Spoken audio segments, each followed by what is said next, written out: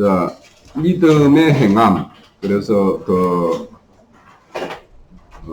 믿음의 행함의 어떤 대표로서 제시하고 있는 두 사람이 제시되고 있는데, 아브라함의 믿음과 라합의 믿음이 제시되고 있어요. 근데 이 두 사람의 어떤 믿음을 생각해 보면, 우리 육신의 생각들을 앞세웠다라면 이들의 어떤 행함이 나올 수가 없었겠죠. 그래서 믿음의 행함이라는 것은 결국에는 육신의 생각인 자기를 부인하고 진리 성령에 따라서 행하는 게 믿음의 행함이에요. 그래서 영에 따라서 자기 마음을 복종시키고 몸으로 하나님께 어떤 영광, 그래서 우리가 육신을 입었다라는 것은 몸을 입는다. 우리 교회를 그리스도의 몸이다. 이렇게 이야기하는 것은 몸은 생각을 표현하는 거예요. 겉으로 나타나는 거예요. 그래서 우리가 속에는 하나님의 진실된 어떤 그런 진리의 어떤 말씀을 가지고 있는데, 이게 겉으로 드러나지 않으면 하나님이 애써서 그 사람을 그렇게 진리로 이렇게 양육한 보람이 없는 거예요. 그래서 우리가 몸을 입고 있는 동안, 그래서 몸을 쳐서 그리스도의 어떤 그런 형상과 모양 입은 그 속 내용들이 나타나는 것이 우리의 어떤 몸을 입은 목적이거든요. 그래서 결국에는 우리의 어떤 육신의 소욕에 따라서 살 것이 아니라 성령의 소욕에 따라서 사는 것이 바로 믿음의 행함이라는 거예요. 자, 이제 3장으로 갈 건데, 이 3장에 대해서는 오랜 시간 동안 들여서 이제 이 말씀을 전개했기 때문에, 말씀의 어떤 말씀은 아마 다들 이렇게 한번 눈으로 이렇게 쭉 보면서, 귀는 또 이렇게 열고 이렇게 말씀을 추구하면 될 것 같아요. 우선 3장에서 말하는 핵심은 뭐냐면, 선생이에요, 선생. 선생을 어디에다 비유하고 있나 하면 몸의 혀에다 비유하고 있어요. 그래서 이 교회라는 건 한 몸이죠, 그죠? 몸 중에서 선생이라는 사람이 우리 각자의 몸을 생각해 보면 우리 혀와 똑같은 역할을 한다라는 거예요. 그러니까 선생이 혀를 잘못 놀려서, 그러니까 선생이 내놓는 말씀이 진리가 아닌 비진리의 말씀을 이렇게 배설을 하면 그 몸은 그렇게 다 더럽혀지는 거예요. 온 것이. 그렇게 비유를 하고 있는 거예요. 그래서 이제 여기 보면은 이제 사람은 다 실수가 많은데 선생 되기를 너무 많이 사모하지 말아라고 이야기를 해요. 우리 어제도 이제 말씀 중에 보면 여기 보면 선생이 큰 심판을 받는다고 그러잖아요. 왜냐하면 선생이 가장 중요하니까. 선생이 어떤 모든 어떤 무리의 어떤 방향을 결정을 하고 앞서서 이끄는 사람이 그 선생이니까, 선생이 잘못됐을 때 거기에 속한 사람들은 다 그 방향으로 갈 수밖에 없잖아요. 그런 걸 말하고 있는 거예요. 그래서 여기에 보면 이제 그 비유로서 배를 이렇게 큰 배를 한 방향을 결정해 가는 거는 작은 키잖아요. 조타수가 잡고 있는 그 작은 키잖아요. 그 키에 의해서 다 그렇게 가듯이 교회도 선생이 그렇게 어느 방향으로 이끌면 꼭 그렇게 된다라는 거예요. 그래서 여기에 3장에서 핵심은 말의 실수라는 거는 우리 각자도 말의 실수를 하면 안 되죠. 말이라는 거는 내놓는 순간, 입에서 나오는 순간 이게 근세를 가져요. 말이라는 거는 누군가에게는 찔림이 되고 누군가에게는 위로가 될 수도 있고 이럴 수가 있는 게 말이에요. 그래서 말은 속에 있을 때는, 사람 속에 있을 때는, 생각으로 가지고 있을 때는 그것이 그렇게 큰 문제가 안 되지만, 이게 말을 뱉어내면 그 순간부터 이 말은 근세를 가지고 있어서 누군가는 쓰러뜨릴 수도 있고 누구는 세울 수도 있어요. 이런 것이기 때문에, 그래서 말이라는 게 그렇게 중요하다는 거죠.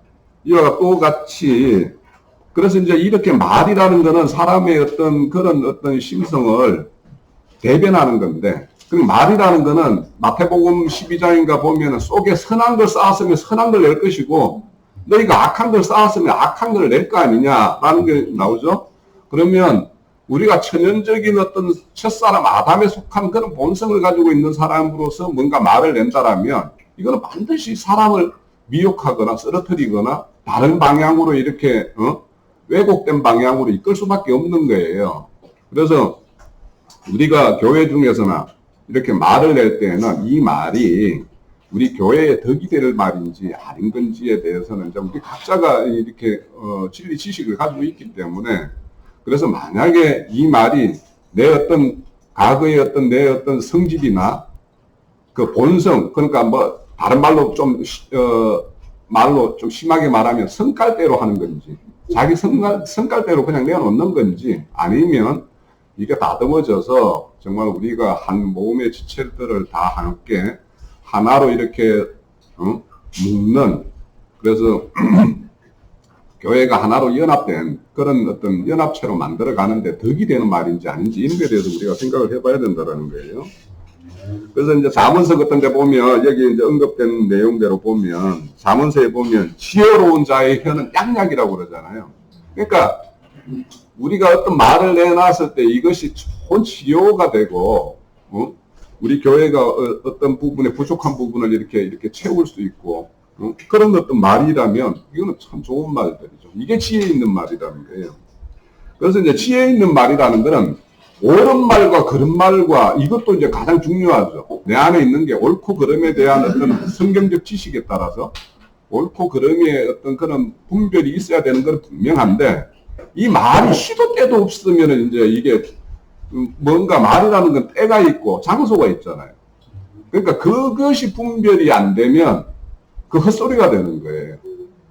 그러니까 만약에 하나님의 말을 가졌는데 말을 건세 있는 말이 아니고 그냥 헛소리를 만들게 되면 그건 하나님을 욕되게 하는 거잖아요. 그것도. 그래서 우리가 말을 할 때 지혜 있다라는 거는 내 안에 참 진리를 채워서 선한 걸 쌓아서 선을 내는 것도 중요한데, 그것이 어느 때 적지적소에다가 이렇게 뭔가를 내놔야지 그것이 좋은 양약으로 어떤 치유의 효과를 낼 수 있다라는 거예요. 근데 여기 보면 이제 혀는 불의, 6절에 보면 혀는 곧 불이요, 불의의 세계라고 그러죠. 그러니까 이거는 첫사람의 어떤 속해 있는 혀는 이렇다라는 거예요. 그러니까 이 첫사람의 혀를, 이 재갈을 물리지 않으면 우리 본성 속에는 우리가 완전한 자가 아니기 때문에 첫사람에 속한 말도 있고 새 사람에 속한 말도 있어요, 우리가. 그런데 이제 우리가 이렇게 첫사람에 속한 말을 재갈을 물려야 되는데, 이 재갈을 물리는 방법은 뭐냐? 지금 혀는 재갈을 물릴 수 없다고 그러잖아요, 8절에 보면. 그러니까 이건 사람의 지혜, 사람으로서는 할 수 없는데 하나님으로서는 할 수 있어요. 그래서 이제 13절부터 나오는 게 뭐냐면 지혜죠, 지혜. 네? 하늘에서 나는 지혜와 땅에서 난 지혜. 그러니까 하늘에서 난 지혜를 가지고 있으면 이 자연이 이 혀의 재갈을 물리게 되어 있어요. 그러니까 우리가 사람이 말이 많으면 실수가 많잖아요. 그런데 이제 이렇게 뭔가 지혜로운 사람들은 이 말수가 일단 우선 이제 주는 것이 이제 그 첫 번째 정상이죠. 그래서 이제 우리가 그렇게 재갈을 물리지 않으면 한 입으로 썬물도 내고 단물도 내고, 그러니까 누구에게는 축복도 하고 저주도 하고 이런 일을 한다라는 거예요. 그래서 우리의 어떤 말들이 진짜 하나님의 어떤 그런 하나님이 그리스도의 본성이 나의 본성이 돼서 내는 말은, 그 사람은 그 말들을 들어보면 우리는 알잖아요, 그죠? 그래서 우리가 어떤 그런 본성의 치료를 먼저 받아야 되고, 그리고는 거기에는 또 받은 새롭게 어떤 나의 어떤 본성이 된 그리스도의 본성이 나의 본성이 되었다면 그 본성은 반드시 표현하게 되어 있어요. 근데 이제 우리가 속에 내장되어 있는 어떤 진리의 말씀은 많이 가지고 있는데, 내가 그것을 어디 가서 이렇게 표현을 못하는 것에 대해서는 내가 이것이 그런 어떤 정상이 있는 것에 대해서는 내가 하나님에게 어떤 걸로 인해서 하나님의 어떤 그런 것들을 드러낼 것인가. 자, 고린도전서 이런 데 보면은 그리스도의 향기다, 그리스도의 편지다, 이런 말을 하잖아요. 우리는 다들 누군가에게는 편지가 되어야 되고, 누군가에게는 우리는 향기를 풍겨야 되는 사람들이에요. 그래서 고린도 히브리서 8장인가 전번에 제가 한 말씀 드렸던 것 같은데, 우리는 화목해 하는 직분을 받은 자라고 그러잖아요. 화목해 하는 말씀을 우리에게 임해 놓은 사람들이에요. 우리는 그 말씀을 받은 사람들이에요. 그렇다면 그런 어떤 직분을 받았으면 그 직분도 행해야지 충성이죠.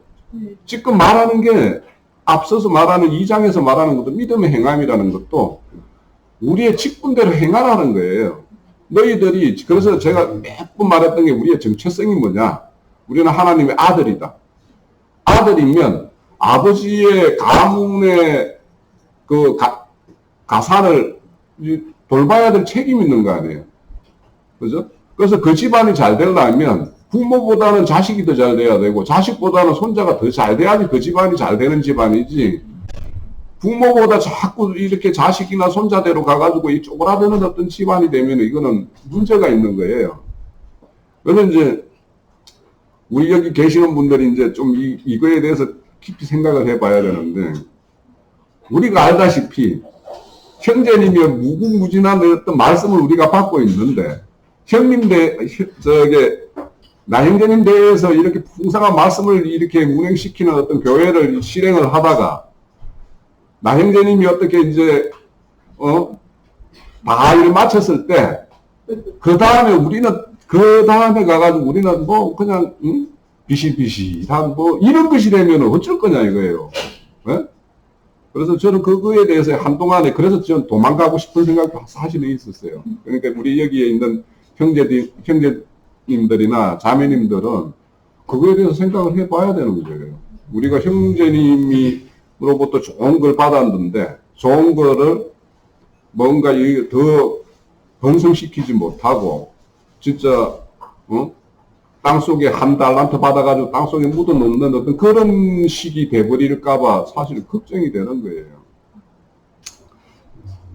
그래서 우리가 이제 이런 어떤, 그래서 우리 안에 장비되어 있는 것들, 작은 것들, 그러니까 형제님은 뭐 뒷땅 100이면 우리는 여러 사람이 뭉쳐서 형제님만큼의 역량을 발휘해야 되는 거예요. 각자가 역량이 부족하면 몇 형제나 몇 자매님이 그 각자의 능력을 합해서 형제님의 어떤 능력을 능가하는 어떤 그런 걸로 교회를 운영해야 될 거 아닙니까?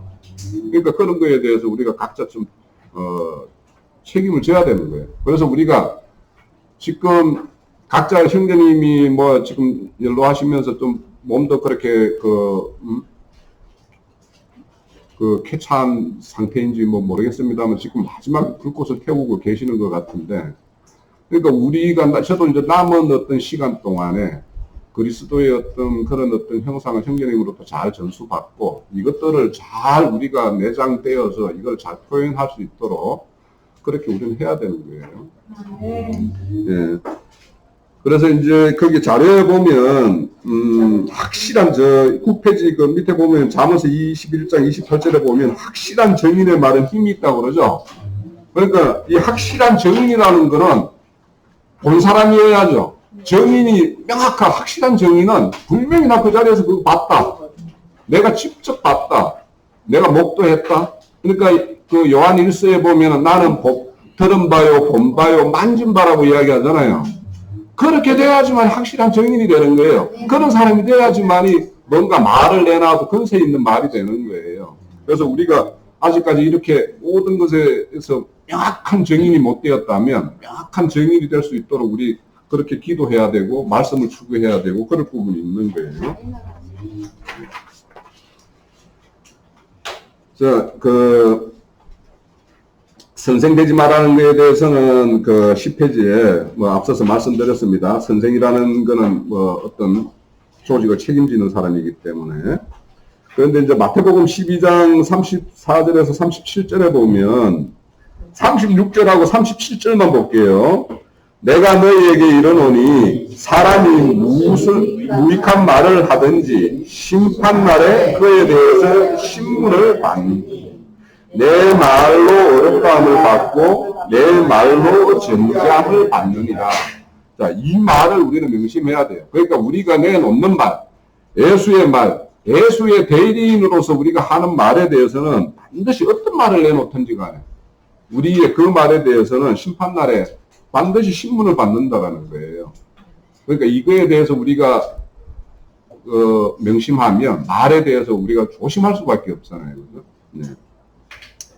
내 말로 어렵다함을 받을 수도 있고 정죄함을 받을 수 있다라는 거예요. 그러니까 우리가 교회 중에서 우리가 형제 자매들 이 뒤에 보면은 형제들 판단하지 마라, 비판하지 마라, 뭐 이런 말이 있잖아요.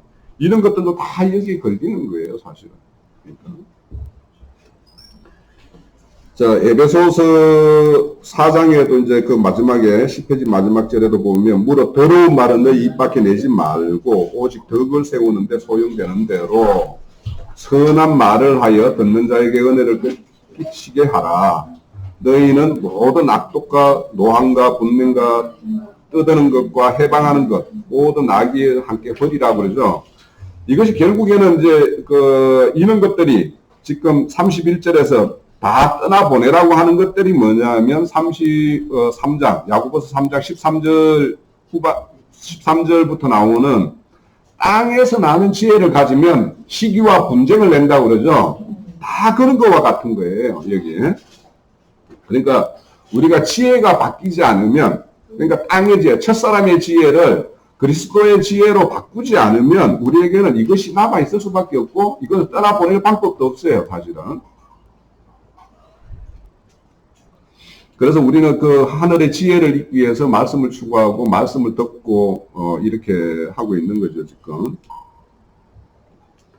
자, 그런데 이제 혀를 제어할 수가 8절에 보면 혀를 제어할 수 없다고 그랬는데 이제 우리가 첫사람에 속한 그런 시기와 다툼을 내는 어떤 그런 땅의 지혜를 가졌던 그 지혜를 떠나보내고 하늘의 지혜를 가지면 3장 17절에 보면 성결과 화평과 간용과 양순과 궁율과 이런 열매를 낸다고 그러죠. 이게 다 성령의 열매와 같은 건데 결국에는 이런 열매를 내기 위해서는 우리가 성령의 인도를 받는 성령의 통치를 받는 그런 사람이 되면 자연히 혀의 재갈을 물려질 수밖에 없어요.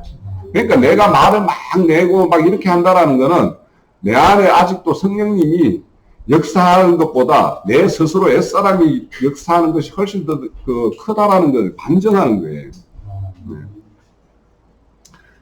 자, 그렇게 해서 3장의 어떤 말에 대한 거에 대한 걸 우리가 항상 교회 실행에서는 참 무엇보다도 참 중요하죠. 교회를 하나 되게 하는 데에는 사람의 어떤 말이 가장 양약이 될 수도 있고 또 시기와 분쟁을 낼 수도 있기 때문에 우리 말에 대해서 한번 더 깊게 생각해 보는 시간을 가졌으면 좋겠고요. 자, 4장에 보면 이제 3장에와 연결되는 어떤 내용 부분이 있어요. 같이. 그래서 다툼이 나는데 지금 너희들이 지체들 중에서 다툼이 나고 싸움이 나는 것은 왜 나느냐? 그건 결국에는 땅의 지혜에 의해서 하늘의 지혜가 운행되는 어떤 교회 실행이 안 되고 땅의 지혜가 여전히 그렇게 운행이 되게 되면 다툼이 날 수밖에 없죠. 그런데 이 다툼은 어디에서 나냐? 정욕에서 난다라는 거예요. 정욕이라는 것은 육신의 정욕을 말하는 거죠. 네. 그래서 이런 육신의 정욕을 그래서 갈라디아서 5장인가 보면은 육신의 소욕을 제어하는 것은 성령의 소욕이 더 활성화시켜서 나를 그는 성령의 소욕 가운데 거하는 사람으로 만드는 것밖에 없어요. 자, 여기 또 보면 너희들이 구하여도 얻지 못한다라는 거. 그래서 뭔가를 구해요. 우리가 여기에서 우리 교회 지체들 중에서 뭔가 기도하고 구하지 않는 사람은 아무도 없어요. 그런데 구해도 얻지 못하는 거는 하나님이 주고자 하는 그것을 구해야 되는데 그거와 상관없는 거. 그러니까 그걸 간구하는 걸 주면은 오히려 해가 되는 것들을 구하니까 줄 수가 없는 거죠. 그런데 만약에 성경 진리적으로 구하면 안 될 걸 구해서 그걸 얻었다라면 그거에 대한 응답은 누가 한 거예요? 하나님이 응답한 게 아닐 수 있죠. 예. 그래서 뭐 이렇게 우리가 간증들을 이렇게 들어보면 저거는 하나님이 역사한 것이 아니고 마귀가 역사한 것 같은데라는 그런 감정들이 참 무수히 많아요. 그리고 감정들을 이제 혹시 이제 저도 들었으니까 여기 이제 저보다 신앙의 연주가 훨씬 많은 분들이 막 있기 때문에 원종수 근상가 뭐 그분 감정 들어본 거 있죠. 저 교회 가서 하지 않아서 그걸 들었어요. 그런 감정들 들어보면은 참 그분들이 이렇게 전도도 참 너무도 재미있게 잘하시고 또 그게 사실은 이제 개인이 그렇게 재미있게 잘한다라는 거는 개인이 직접 그걸 체험한 걸 그대로 이야기하니까 이제 사실은 그게 이제 살아서 우리에게 이제 이렇게 생명력 있게 들려오는 건데 근데 그 당시에는 그게 그렇게 은혜스러웠어요. 그래서 내가 테이프를 몇 번 들었어요. 그 테이프를. 근데 이제 어느 날 이렇게 유튜브에서 이렇게 하다 보니까 그게 똑같은 내용이 이제 유튜브로 올라온 걸 내가 봤어요. 그래서 옛날에 내가 참 그렇게 들었던 건데 해가지고 그러니까 얼마지 않았어요. 제가 지금부터. 그래서 다시 들어보니까 참 유치한 거예요. 사실은. 그러니까 그 당시에는 그게 굉장히 은혜스럽고 나도 저렇게 하나님이 저렇게 저 사람을 저렇게 이렇게 세웠고 저렇게 했구나. 그 의사예요. 의사인데. 그러니까 그분이 뭐 이 대전고를 나오고 서울대 의대를 나오고 뭐 이렇게 해가지고 아주 유명한 의사가 돼서 미국에서 이제 이렇게 생활하시는 분인데. 그러니까 자기가 그렇게 이제 그 사람의 어떤 감정이라는 개인의 어떤 성공담하고 비슷해요, 사실은. 거기에는 내가 볼 때는 이제 하나님은 깍두기야. 깍두기 식으로 이렇게 조금 들어가가지고 이제 이런데. 근데 그게 그렇게 은혜스러웠는데 지금 들어보면, 뭐 저 사람은 저 정도의 걸로 체험할 수밖에 없었구나. 그래서 사실은 뭐, 한동안은 누구라도 이제 그런 어떤 시기가 있는데, 그래서 그분이 그렇게 기도를 했다라는 거예요. 기도를 해가지고 그 사람은 이 방언 기도를 굉장히 권하는 사람이에요. 그 사람 방언 기도를 하면 막 3시간, 4시간씩 한다라고 그걸 굉장히 자랑으로 하시는 분이에요. 그래서, 그분도 이제 그렇게 구해서 뭐 이렇게 자기 말에 의하면 하나님에게 그렇게 간절히 구했고, 뭐 새벽 기도로 뭐로 뭐 이렇게 했다라고 하니까. 그런데 이제, 그런 분에게는 그렇게 응답이 되겠죠. 그렇게 됐지만, 이제 우리는 어떤 하나님의 어떤 참도를 알고, 참도를 행하는 어떤 게 어떤 것인지 우리가 알기 때문에 그에 합당한 걸 구해야 될 거 아닙니까? 근데 여기 보면 이제 구하는 게 정욕을 쓰기 위해서 구하기 때문에 얻지 못한다라고 이야기를 하고 있어요. 그러니까 하나님은 구하는 것을 뒤에 보면 5장에 보면 어떤 걸 구하는 걸 구하기를 원하는지 잘 설명이 되어 있어요. 그건 5장에 가서 이제 한번 보기로 하고요. 자, 그런데 이제 또 4절에 보면 세상과 법하는 간음하는 여자에 대한 이야기를 하고 있어요. 이 세상은 세상신, 즉 마귀가 주장하는 세상이잖아요. 세상과 짝한다라는 거는 그러니까 여기는 믿는 자를 말하는 거예요. 그러니까 하나님도 믿고 세상과도 짝하는. 그래서 여기 앞서서 보면은 뭐 선물도 내고 담들도 내는 사람의 정상이에요. 이게 결국에는. 그런 어떤 신앙관을 가지고 있는 사람은 세상에서도 잘 돼야 되는 게 그들의 목적이잖아요. 근데 그런 사람에 대해서 하나님은 원수라고 이야기를 해요. 예? 원수라고 이야기한다고요.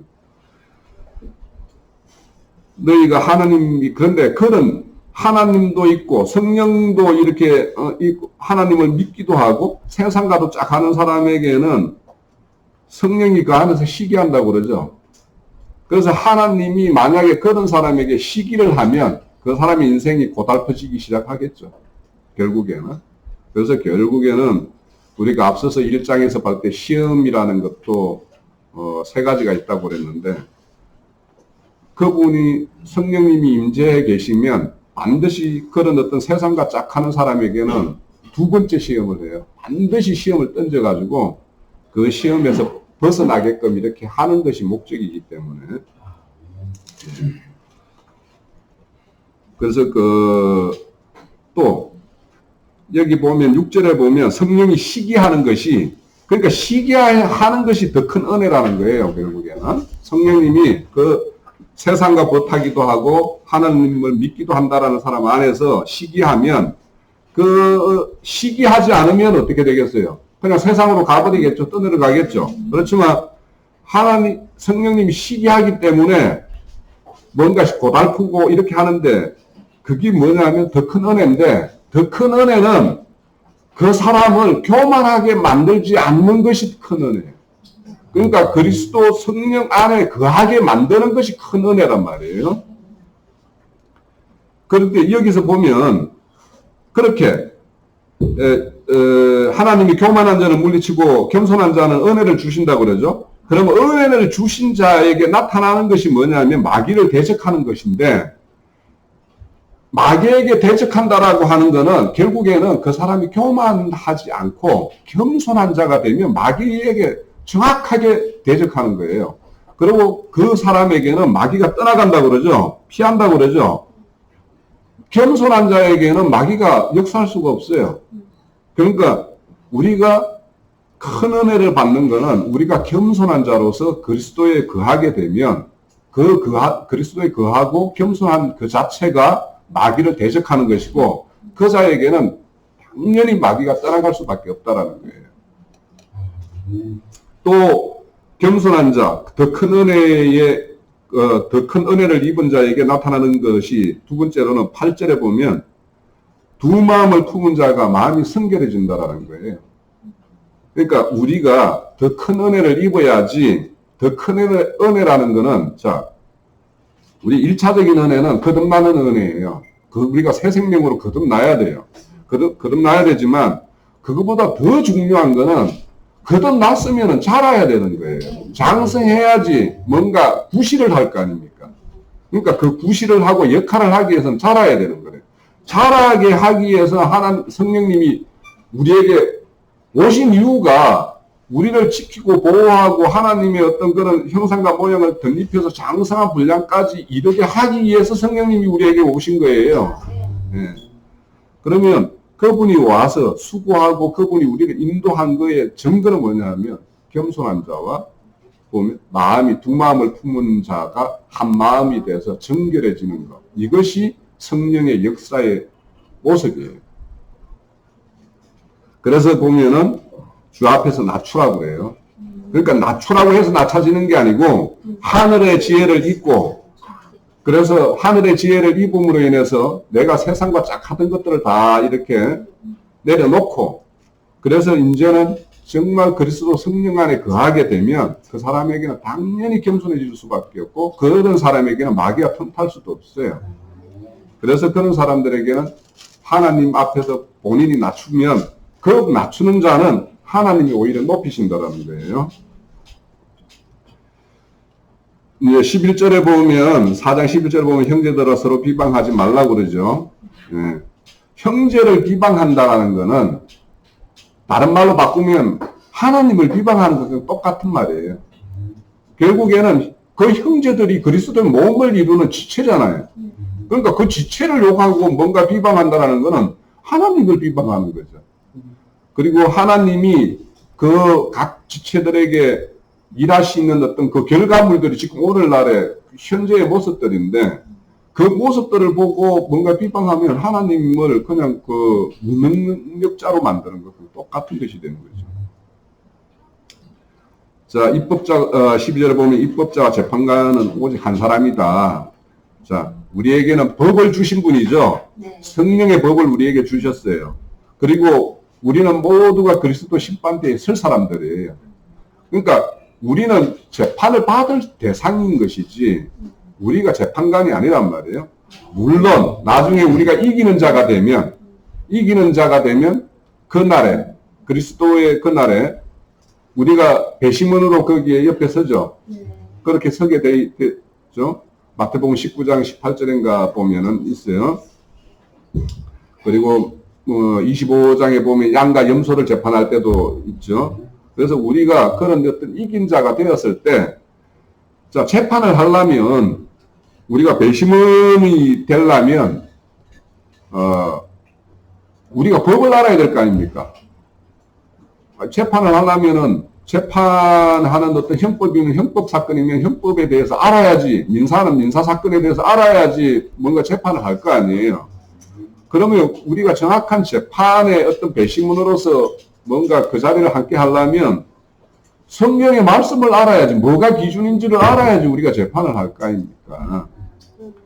그거 하나 하고, 왜 우리가 어제도 이제 그 심판에 대해서 우리 형제님 말씀을 들었는데, 심판은 인자 예수에게 주어져 있죠. 왜요? 그분은 육신을 입고 이 인간의 모든 것을 체휼한 분이기 때문에 심판의 권세가 있어요. 심판을 자격이 주어져요. 자, 우리도 그 배심원의 자리를 설 수 있는 이유가 육신을 입고 이 땅을 산 인생의 어떤 흔적이 있기 때문에, 그거가 있기 때문에 우리에게도 배심원의 자격을 주는 거예요. 자, 그러면 우리 2장에 보면 국률은 심판을 이긴다고 그러죠. 네. 국률하지 않은 사람은 국률 없는 심판을 받는다고 그러잖아요. 그러면 우리가 이 땅에서 하나님의 국률을 입어서 우리가 구원을 받았고 그 재판석에 배석도 할 것인데, 만약에 거기에 우리가 국률 없는, 그러니까 국률한 마음을 가지고 있지 못하면 그 재판장은 어떤 재판을 할 것 같아요? 율법적인 재판을 할 수밖에 없을 거 아니에요. 그래서 그런 우리가 이 땅에서 어떤 신앙관이나 이런 걸 가지고 있으면은 하나님이 그 사람을 배심원에 세워줄 수 있어요, 없어요? 없어요.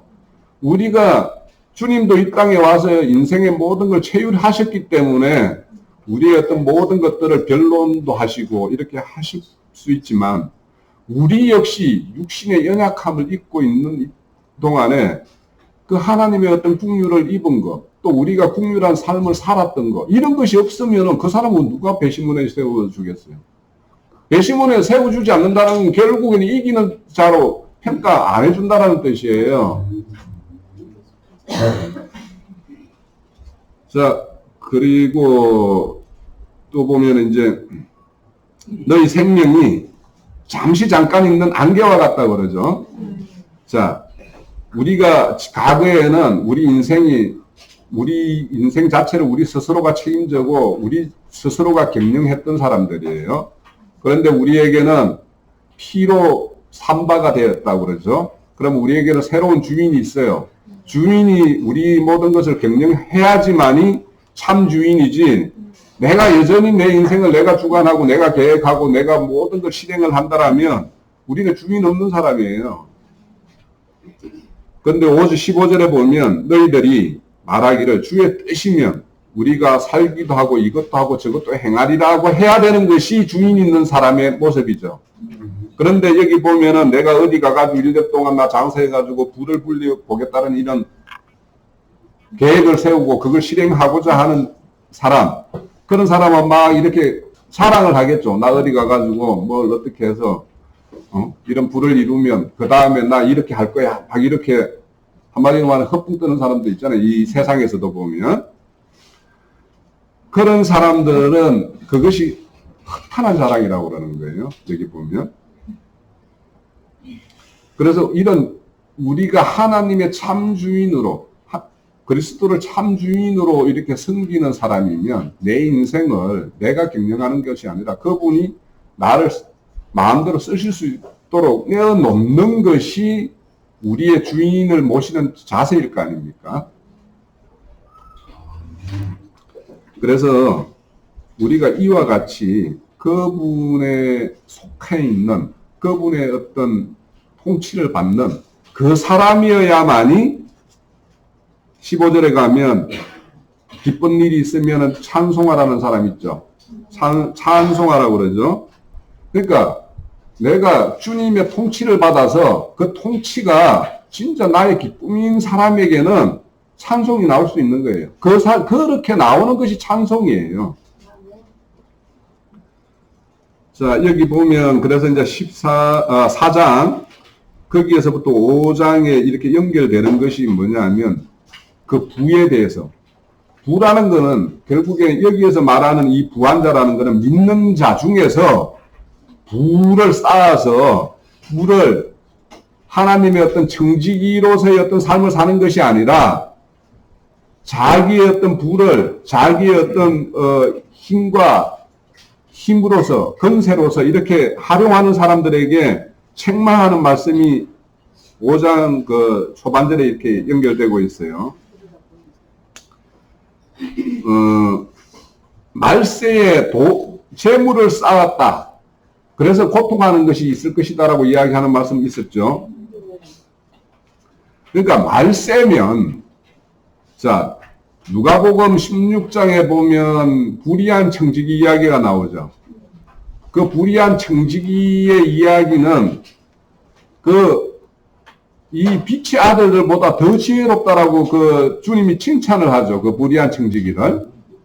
그러면 주인의 재산을 가지고 지 마음대로 막 이렇게 탕감을 해주는 그것이 세상적으로 보면은 주인의 재산을 마음대로 지가 막 이렇게 하는 거는 횡령죄죠, 횡령죄. 그런데 이제 거기에서 말하는 거는 빛이라는 거는 우리 죄를 빛이라고 말하는 것도 있죠. 대빛해가지고 그 죄라는 걸 말할 때 그 빛이다. 이렇게 이제 표현을 해요.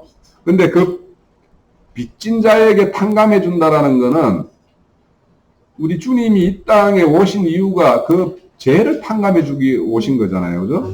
그래서 그 불의한 청지기가 그렇게 그 주인에게 빚진 자를 탕감해 주는 그것은 예수 그리스도에게 어떤 그 대속의 어떤 빚짐을 우리가 잘 증거해서 어떤 죄인으로 사는 사람을 대속의 어떤 은혜를 받아서 은총을 받아서 그분이 그 사람이 하나님 편으로 서게 하는 것이 그 불의한 청지기의 모습이에요. 사실은.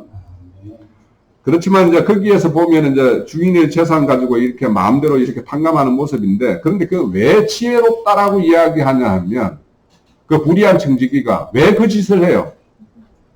그 불의한 청지기가 그렇게 주인에게 빚진 자를 막 정서를 가오라 해가지고 100이면 50으로 써라 뭐 이렇게 이야기하잖아요.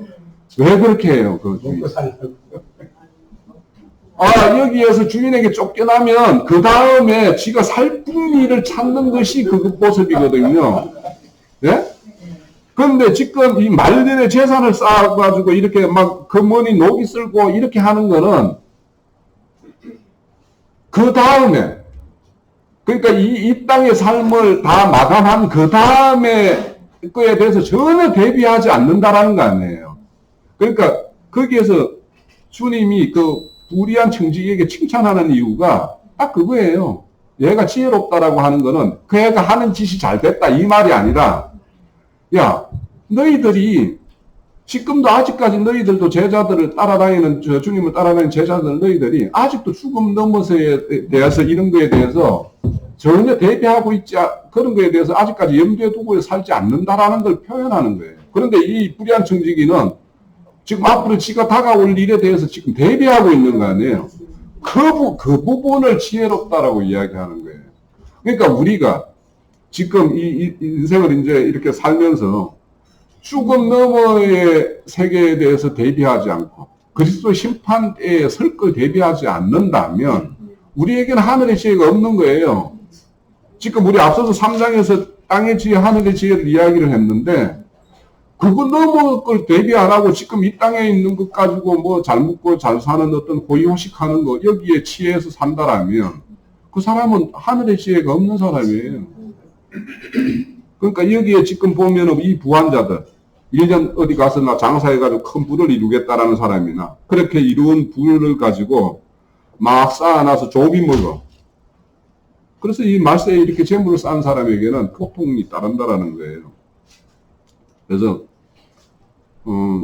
열심히, 그러니까 여기에 부자를 책망하는 게 아니에요. 그 부를 어떻게 쓸 것이냐. 그러니까 이 땅에 살면서 우리가 열심히 일을 해서 이렇게 먹거리를 이렇게 장만하는 것도 당연히 우리가 해야 될 일이에요. 해야 될 일이지만 그 쌓은 부를 어떻게 쓸 것인가에 대해서 우리는 쓰는 거에 대해서도 고민을 해봐야 되는 거예요. 버는 것만이 아니라. 자, 여기 보면 4절에 보면 이 부자가 품꾼을 쓰잖아요. 그죠? 품꾼을 써가지고 뭔가 자기 어떤 그 수학을 이렇게 뭔가 자기 창고에 막 이렇게 쌓아놓은 어떤 그 불의한 부자도 보이잖아요. 그러는데 이 싹을 안 줘서 그렇게 응? 그 싹분의 어떤 부르짖는 소리가 주님의 귀에 그 들렸다라는 거 아니에요. 이것이 이 소리가 들리면 하나님이 반드시 뭔가 이제 손을 쓰겠죠. 뭔가 그 다음 이제 후속 대책을 세우겠죠. 우리 애굽에 종살이 갔을 때 이런 부르짖음에 하나님이 응답해서 모세를 보내서 출애굽 시켰잖아요. 그러면 그때 출애굽 시킬 때 애굽에는 뭐예요? 재앙을 뿌리죠, 주님이. 그리고는 하나님 백성을 끄집어내잖아요. 반드시 여기에 보면은 이 부러지는 원인을 제공하는 자에게는 하나님이 반드시 심판을 하실 거란 말이죠. 근데 그들이 어떻게 했냐면 사치하고 방종하고 살육의 날, 그러니까 이게 주님의 날이겠죠. 주님의 날에 대해서는 아무 생각 없이 그냥 자기 마음대로 부유하다 이렇게 생각했으니까 마음에 살이 쪘다라는 거예요. 그리고 그들은 의인을 정죄하여 죽었고 너희에게 대항하지 아니하였다. 여기는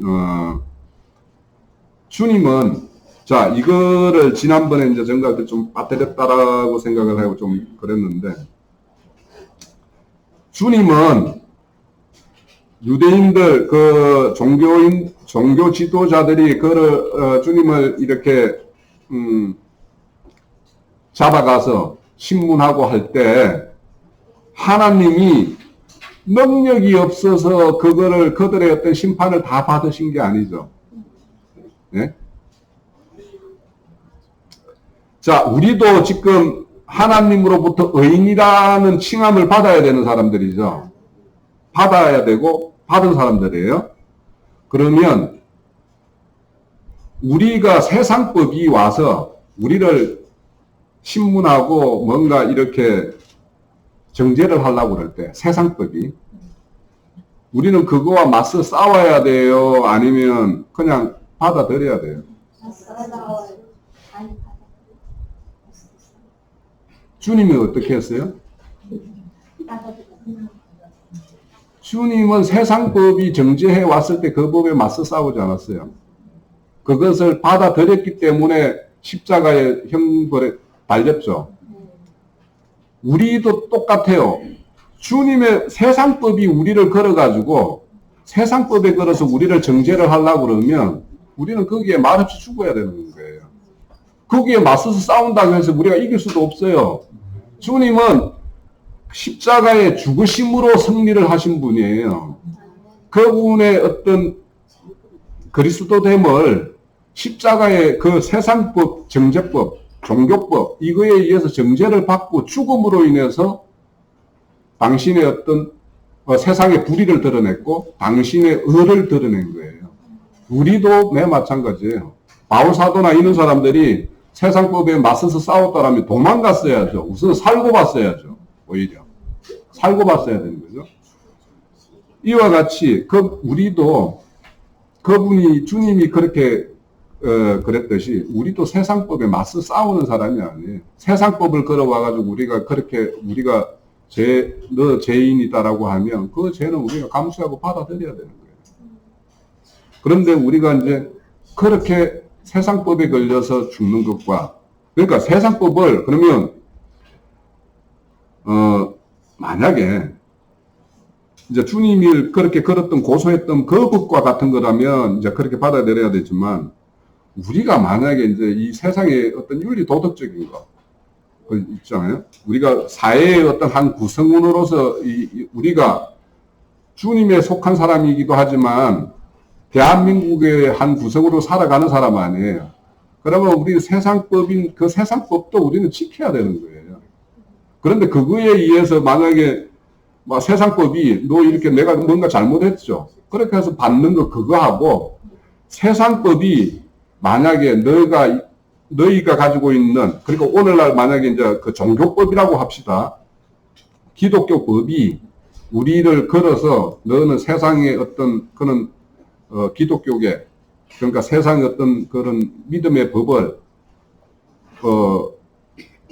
뭔가 혼탁하게 하는 그런 사람이다라고 우리를 걸어오면 거기에서 맞서 싸운다라는 거는 우리는 진리를 증거하는 것이지 증거하는 걸로 할 뿐이지 그 법이 너가 막 불의해 막 불의하다라고 틀렸다라고 이렇게 싸울 필요가 없는 거예요 사실은. 왜냐하면 그 사람들은 그 사람들 입장에서 보면 그 법이 가장 맞는 법이기 때문에.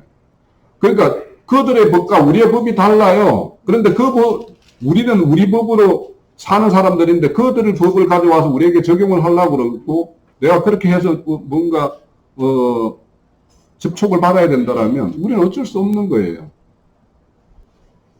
무슨 말인가 이해가 좀 헷갈리는 것 같은데 자 봐봐요. 주님이 종교법 그 당시에 유대인의 어떤 율법이 불의한 법이죠. 그런데 그 불의한 법과 맞서서 싸우는 부분은 진리로 증거하는 걸로는 싸웠어요. 예? 진리를 증거하는 걸로는 싸웠지만 그걸 집행할 때, 그 세상법을 집행을 할 때, 그 집행하는 그 건에 대해서는 세상법에다가 인정을 해줬다니까요. 그러니까 왜냐하면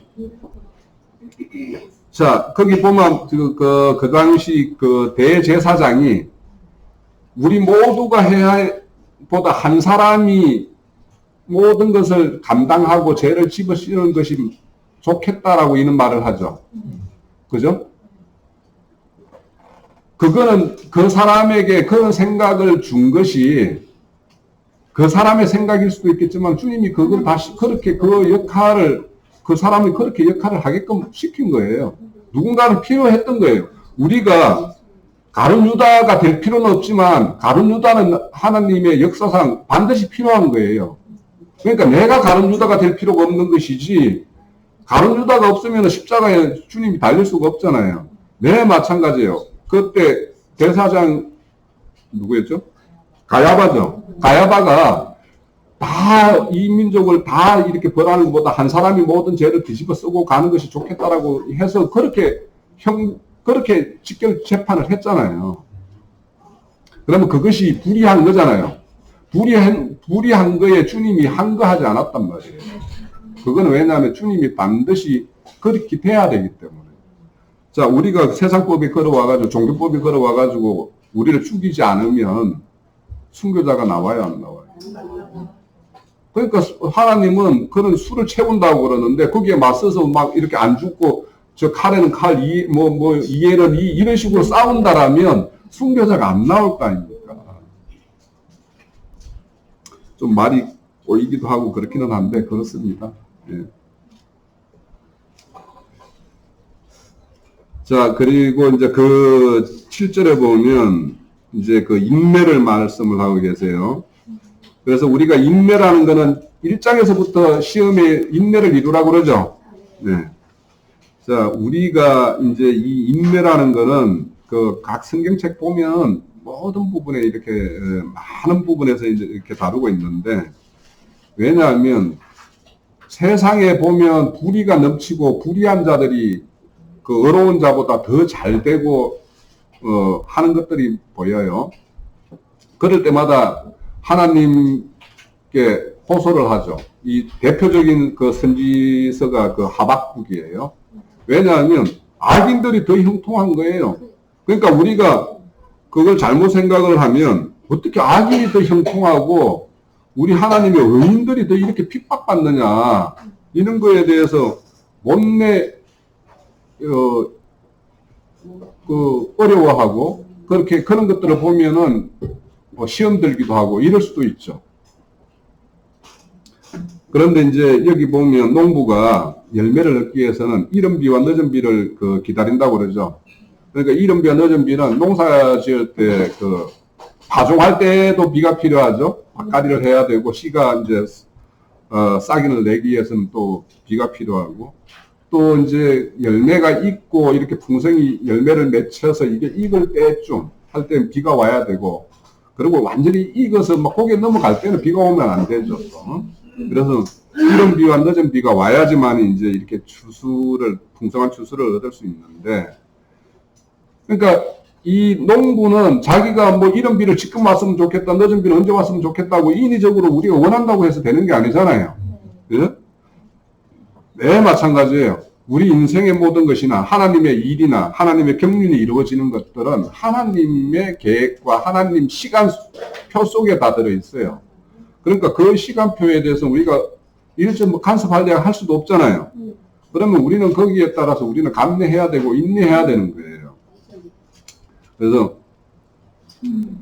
그래서 이 신앙이라는 것은 긴 여정이에요. 그러니까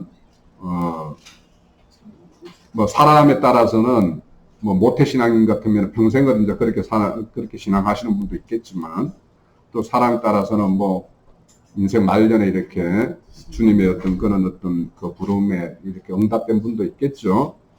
그렇지만은 이제 그런 어떤 이 인생 여정이라는 거, 우리 각자에게도 이런 어떤 그런 긴 시간들을, 긴 호흡들이 필요하고, 하나님의 어떤 호흡이라는 것은 얼마나 깁니까, 지금. 그런데 이제 이런 한 면에서는 그렇게 인내가 필요하고, 또 앞장에서 보면은 너희 인생은 안개와 같다고 그러잖아요. 그러니까 우리의 양면이 있어요. 우리가 우리 인생들을 이렇게 바라보는 어떤 그런 모습들이 긴 호흡으로 가야 될 부분도 있고, 우리에게 잠시 잠깐, 그러니까 고난도 잠시 왔다가 갈 수도 있고, 그래서 어떤 그런 이 한면에서는 그런 안개와 같이 짧은 면도 있고, 또 어떤 데는 긴 호흡으로 이렇게 인내를 요구하는 면도 있어서,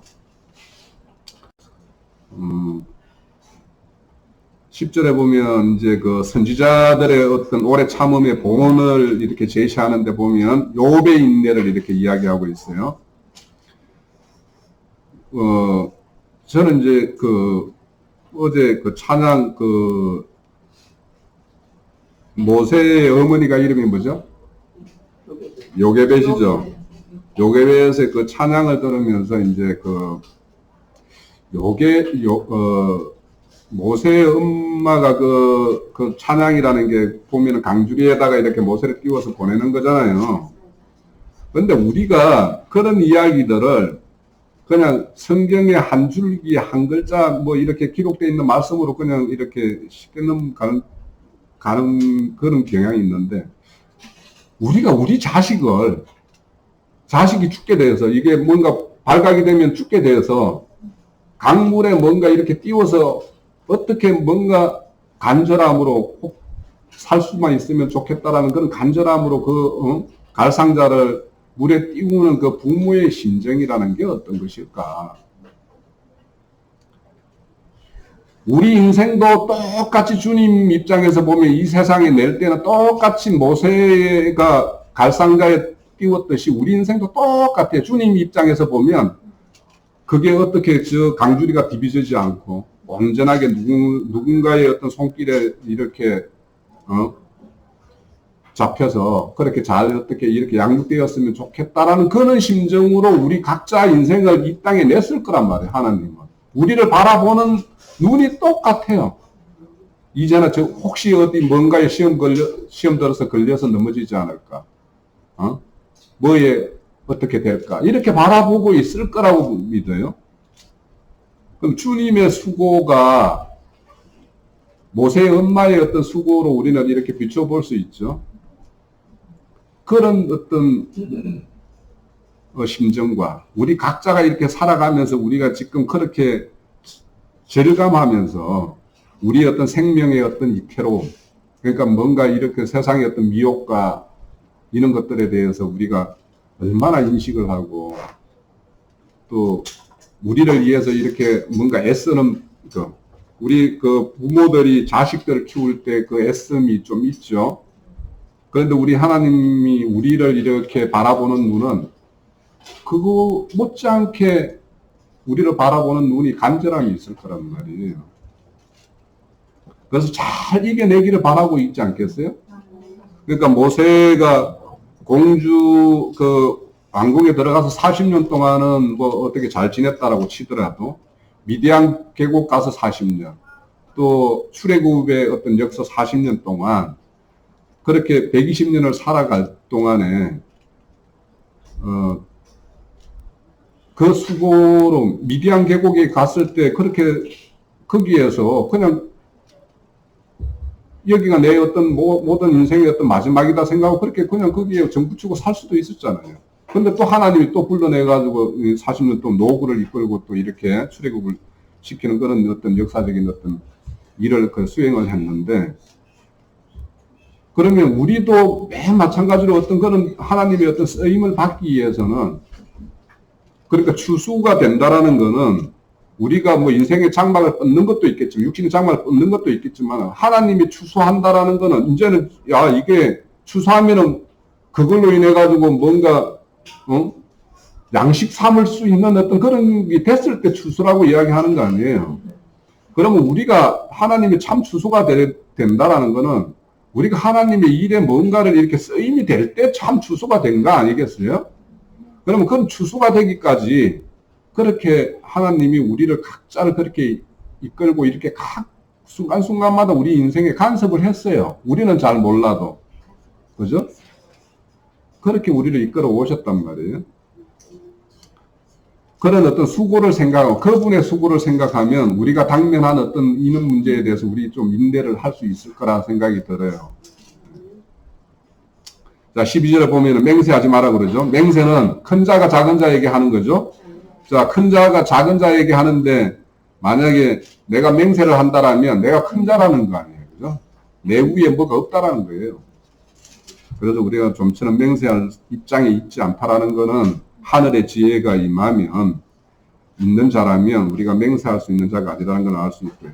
자, 여기에 보면 이제 또 14절에 보면 병든 자가 있으면 장로를 초청해서 기름을 바르고 그를 위해서 기도하라고 그러죠. 그리고 15절에 믿음의 기도, 또 16절에 의인의 간구 이렇게 나오는데, 야고보서에서 가장 큰 병자는 뭐예요? 야고보서의 가장 큰 병자.